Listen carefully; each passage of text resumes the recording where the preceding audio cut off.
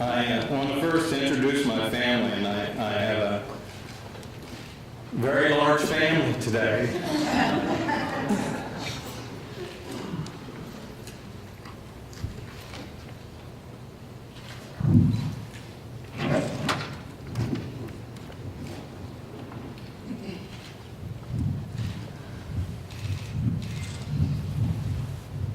But you all knew that. I knew that you knew that I didn't get elected on my charms and good looks. I have a very large family. And many of them are here today.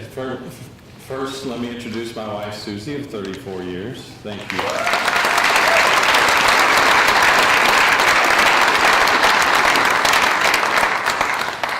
I'll try to start with the oldest to youngest, and hopefully I get the twins apart. Our oldest is our daughter Angela and her husband Scott.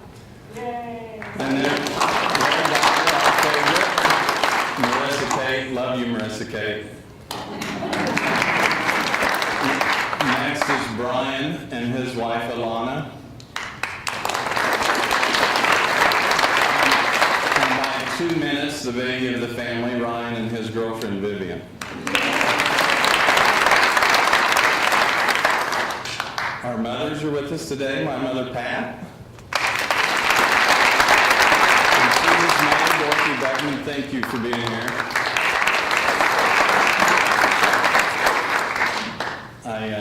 I want to also thank my siblings for being here. We appreciate all of you and their spouses.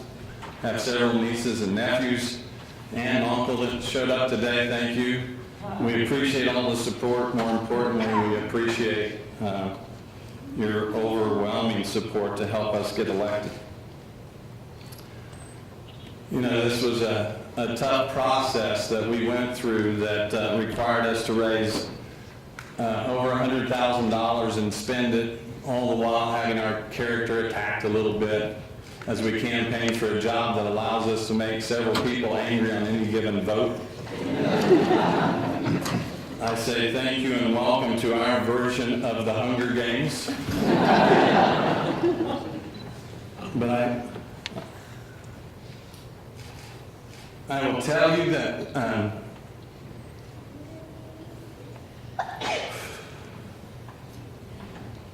we'll survive because of a great group of folks behind me.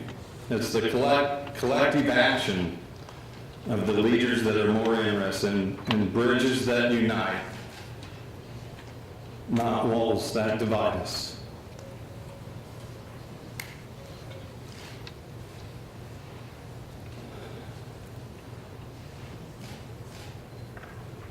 That collective action is going to allow us to find solutions for transit, water, and jobs.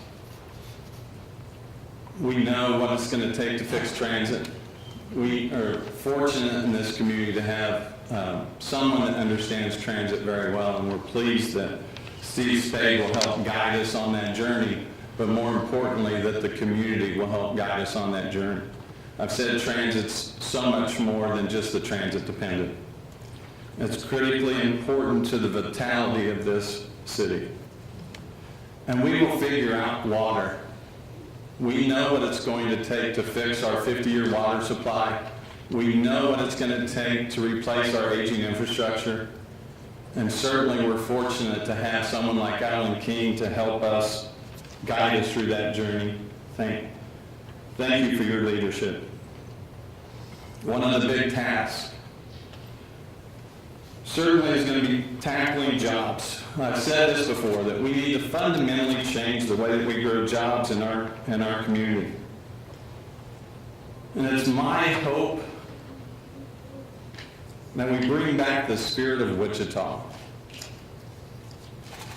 and take what we're doing in this community from an innovative standpoint and reignite that entrepreneurial spirit. I've said combining what WSU is doing out there with the Innovation Campus with a blueprint for regional economic growth and a good export plan is going to make a difference in this community. And we know this community is going to be a big part of that. We want Wichita to be a place where worldwide successful companies can be built, and we know it can happen. Our community is special, as you've heard. It's so much more than a great place to raise a family. It's a great place to build a business.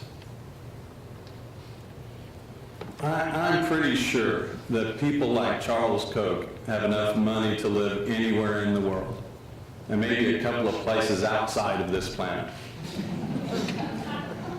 But they've chosen Wichita, and they've chosen to invest in Wichita. And I'm one of those that's very happy about that. There's a long list of entrepreneurial folks that have chosen Wichita. You can see their names on buildings all over this city, from the Devlins and Ruffins and a whole long list of folks like the Carneys and so many more that have chosen Wichita. It's truly a great place. We will have our differences, and that's okay. I think sometimes our city manager encourages a little bit of difference of opinion. I know you enjoy that. But understand this.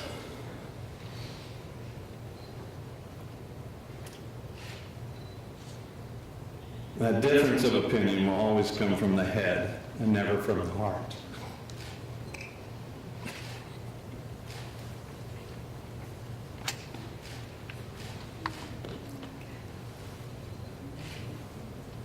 Thank you.